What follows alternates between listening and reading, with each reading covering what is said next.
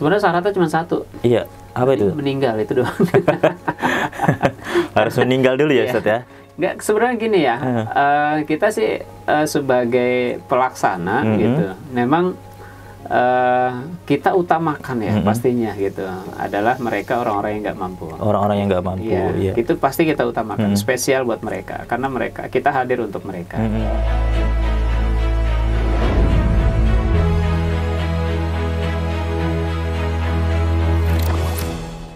Untuk masyarakat atau sahabat-sahabat di rumah yang kira-kira ada keluarganya atau tetangganya yang meninggal, Ustadz, itu biasanya menghubungi siapa gitu? Ya, kita ada call center yang memang kita sediakan. Bisa kita kontak di nomor 0859 20 Itu layanan call centernya, Ustadz? Iya, jadi 24 jam. Kalau tidak bisa di WhatsApp, silakan telepon pulsa langsung. Sehingga nomor tersebut insya Allah nanti akan menjawab ya, kemana dan jam berapa, itu biasanya segera di cover. Iya, ya sahabat-sahabat, nanti jika ada dari anggota keluarga ataupun tetangga, sanak saudara yang membutuhkan layanan barzah, silahkan langsung ditelepon ke nomor call center tadi yang disebutkan oleh Ustadz. Kemudian juga bisa nanti diakses di media sosial yang ada di Lembaga Pelayanan Masyarakat. Nah, Ustadz, kita bahas lagi terkait dengan edukasi yang diberikan oleh barzah nih, yaitu pelatihan. Itu apakah ada syarat khusus dari masyarakat yang memang misalkan mau mengadakan pelatihan itu sendiri, apakah harus mengajukan surat atau seperti apa, Ustadz? Kita sebetulnya tidak mau merepotkan ya, sepanjang mereka membutuhkan, walaupun edukasi yang sebetulnya hanya 4 atau 5 orang gitu. Cukup bisa via telepon, atau mungkin mereka mengajukan surat atau via WhatsApp gitu. Tetap kita bisa cover, kita memenuhi. Yang penting memang jadwal kehadiran kita itu tidak berbenturan dengan agenda-agenda yang sudah terjadwal. Karena kebutuhan pelatihan pengurusan jenazah ini sangat luar biasa ya. Jadi antri dan juga mungkin kita atur jadwal dengan sebaik mungkin agar semua masyarakat bisa mendapatkan akses ini. Insya Allah dengan telepon, WhatsApp ataupun via surat juga ke lembaga LPM Dompet Duafa gitu, lembaga pelayanan masyarakatnya, bisa kita cover insya Allah. Oke, baik.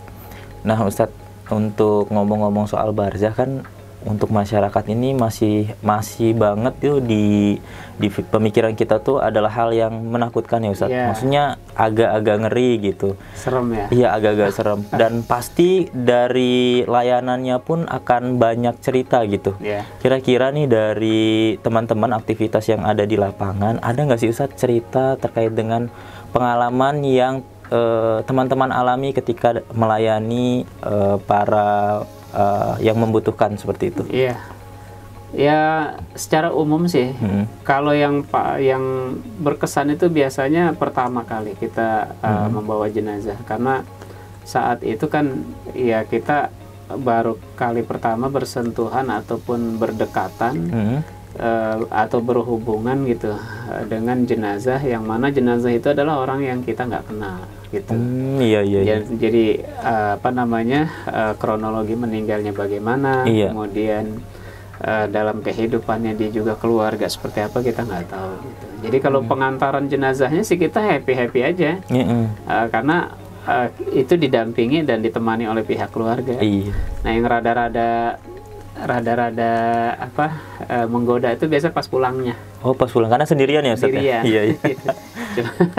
Cuma ditemenin sama apa itu ya. Ya mungkin kalau ada radio di mobil gitu ya, mungkin bisa kita dengerin radio. Tapi yang paling menantang sebenarnya menetralisir perasaan kita. Yang rasa takut itu sendiri. Iya, itu. Jadi itu yang sebetulnya godaannya ya. Kalau jenazahnya kan kita juga paham lah, manusia kalau sudah meninggal ya dia juga sibuk dengan urusannya. Itu nggak mungkin dia repot ataupun sibuk dengan urusan kita, mau mengganggu ataupun apa enggak gitu. Tapi ya itu tadi, sulitnya kita itu adalah menetralisir gitu.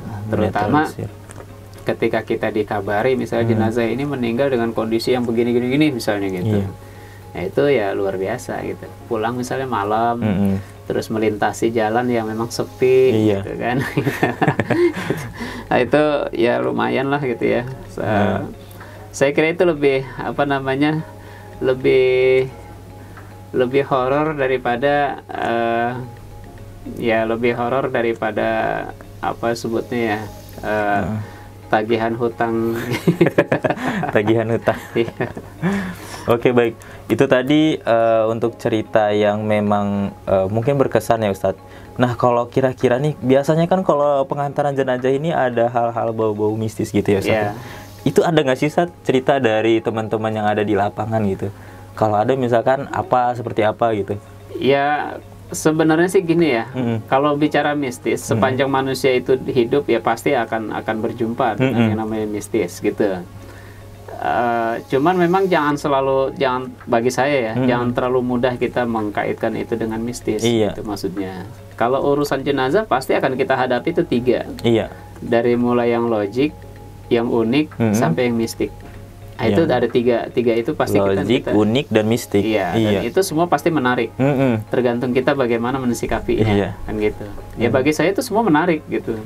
Karena memang pasti akan kita hadapi itu. Tapi prinsip saya bersama tim, sesuatu yang masih bisa kita pahami secara logik, maka jangan semudah itu kita vonis dia sebagai mistik. Nah, itu yang harus kita tegaskan gitu.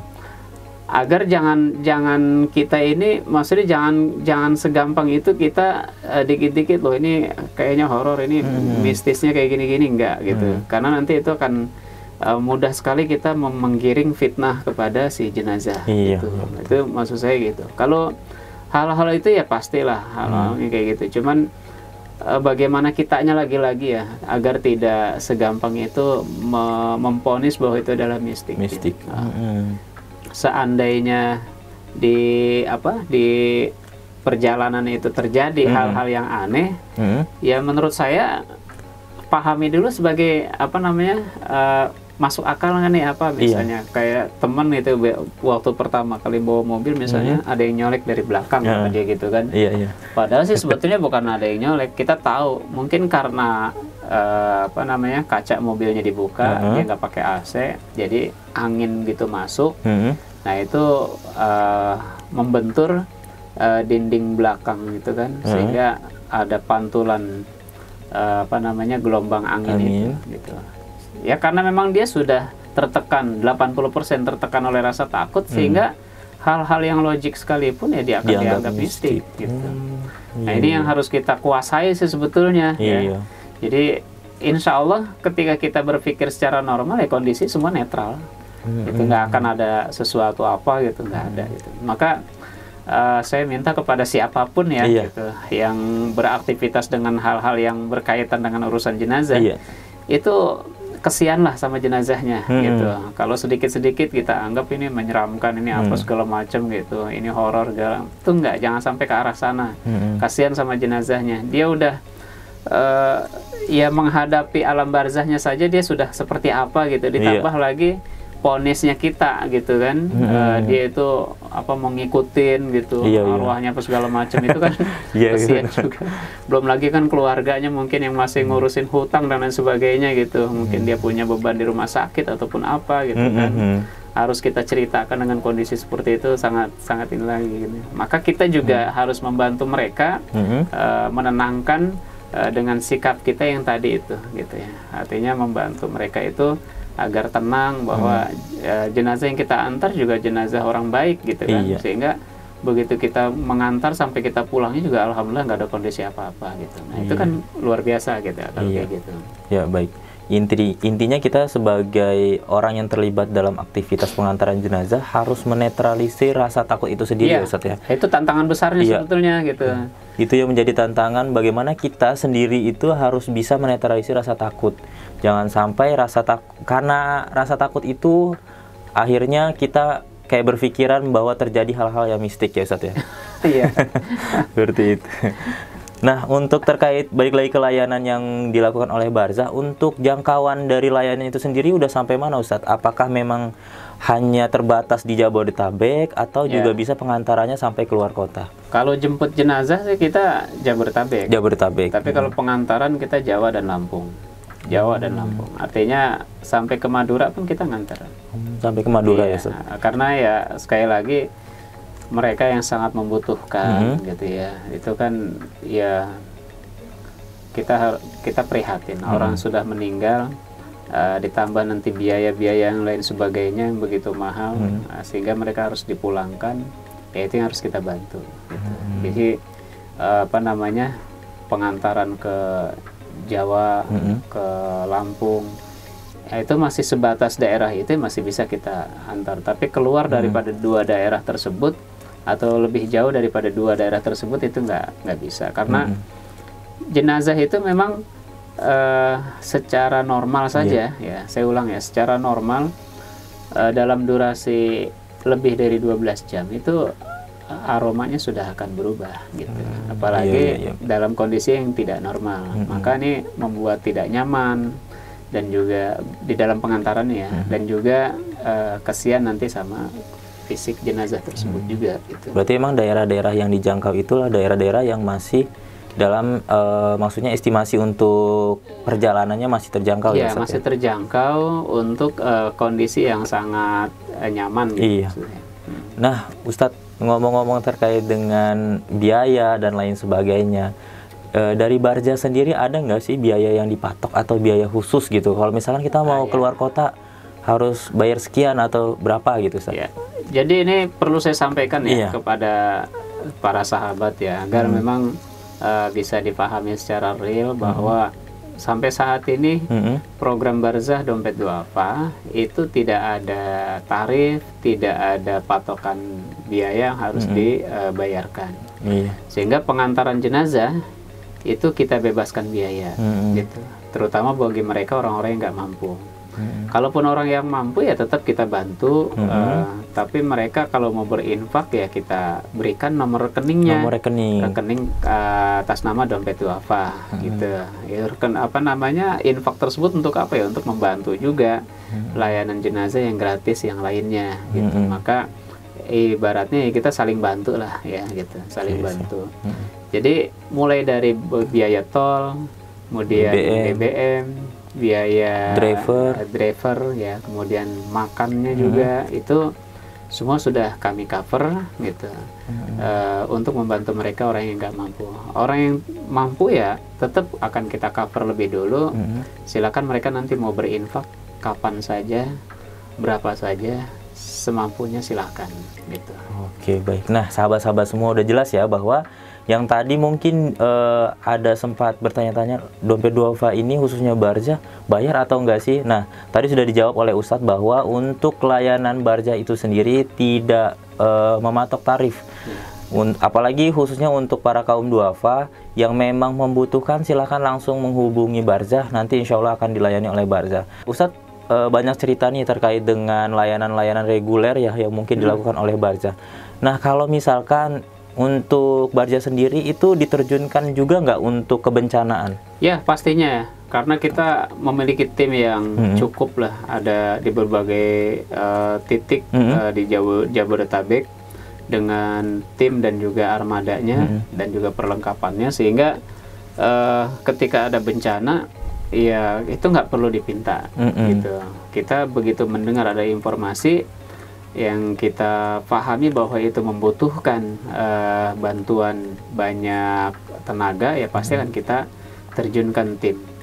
Pengalaman kita ya belum lama itu ada di gempa bumi Cianjur ya, kita kirimkan di sana beberapa tim, mulai dari tim evakuasi atau mobilisasi jenazah dengan armadanya, dan juga tim pemulasaran jenazah yang bergabung di instalasi jenazah di RSUD Cianjur. Jadi kita fix membantu itu, lengkap dengan perlengkapan seperti kain kafan dan lain-lainnya gitu. Ya sebelum-sebelumnya juga kita membantu misalnya di peristiwa gempa dan tsunami di Selat Sunda, yaitu di Banten ya Ustaz? Ya, betul. Kita kirim beberapa personil dan juga 3 armada di sana, itu bergantian, dan itu kita terjunkan ke sana itu memastikan benar lah bahwa kita membantu mereka gitu, membantu pemerintah, membantu masyarakat, dan membantu mereka lah intinya ya.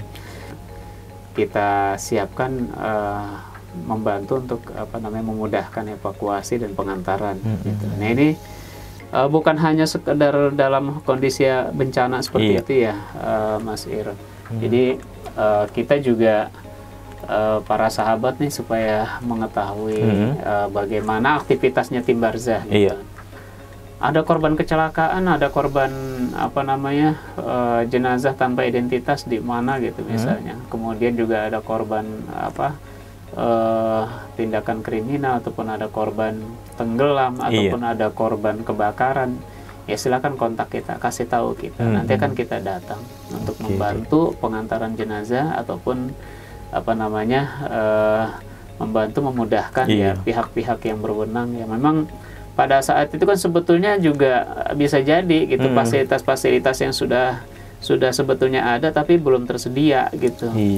Karena siapa yang cepat kadang-kadang gitu. Jadi ya beberapa kali kita ketika dikabari oleh pihak kepolisian, Pak ini ada kecelakaan ini, ya udah posisi di mana kita merapat gitu. Jadi ini tanggung jawab kita sebagai lembaga sosial dan lembaga kemanusiaan. Kita harus hadir di sini. Baik. Nah, Ustadz, terkait program reguler dari Barzah, yaitu tentang antar jemput jenazah, kemudian pelatihan ataupun edukasi yang dilakukan Barzah. Selain itu ada nggak Ustadz program yang dilakukan ataupun sedang berjalan dari Barzah itu sendiri? Pastinya Barzah tidak mau sendirian ya dalam melayani masyarakat, karena memang kita juga dalam momen-momen tertentu kita punya keterbatasan. Betul. Karena orang meninggal nggak ada jadwal. Gitu ya, kadang hari ini cuma ada 1-2, besoknya banyak banget gitu, sehingga kadang-kadang kita lagi berangkat kemana gitu kan, ternyata di sini sangat banyak membutuhkan. Akhirnya ya bisa jadi ada yang terkendala gitu, dan akhirnya kan kita juga mau nggak mau untuk saat ini ya kita bermitra, yaitu membangun jaringan dengan lembaga-lembaga yang sama ya, punya layanan mobil jenazah, punya layanan penanganan jenazahnya gitu, dan juga mereka punya komitmen yang sama untuk membantu masyarakat. Nah itu akan kita gandeng agar kebutuhan masyarakat lebih mudah gitu untuk bisa kita cover, dan jangkauan kita akan semakin melebar, semakin luas, semakin jauh gitu. Itu meluas untuk menebar manfaat lah intinya gitu ya. Dan harapan ke depan sih sebetulnya kita pengen masyarakat membangun kepeduliannya ya terhadap urusan jenazah gitu. Jadi jangan beranggapan bahwa urusan jenazah itu udah ada petugasnya gitu. Nah Ustadz, nggak kerasa nih bincang-bincang kali ini kita udah di akhir pertemuan kita. Nah sebelum kita tutup untuk perbincangan kita hari ini, ada nggak pesan-pesan dari Ustadz untuk sahabat-sahabat kita yang ada di rumah? Ya, buat para sahabat ya, jangan sungkan, jangan malu, dan jangan segan untuk memberikan jalan kemudahan bagi masyarakat di lingkungannya. Jadi kalau di lingkungan ada yang meninggal, ada yang membutuhkan bantuan mobil jenazah, segera tawarkan bahwa ini ada mobil jenazah yang gratis dari Barzah, programnya lembaga Dompet Duafa. Itu sebenarnya itu sederhana, tapi itu sangat membantu bagi mereka yang sedang berduka gitu.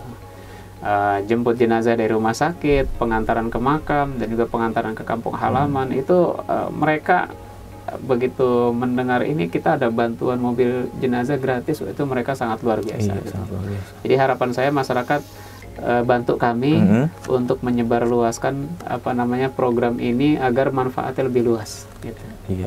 Menyebarluaskan bantuan atau informasi agar lebih banyak kebermanfaatan yang bisa kita lakukan. Nah sahabat-sahabat semua, tidak kerasa nih waktunya sudah di penghujung acara kita.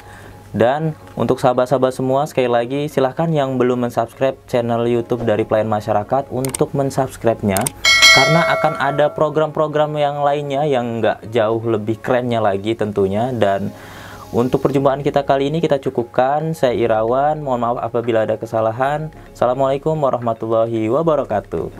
Ustaz, terima kasih Ustaz. Iya, sama-sama.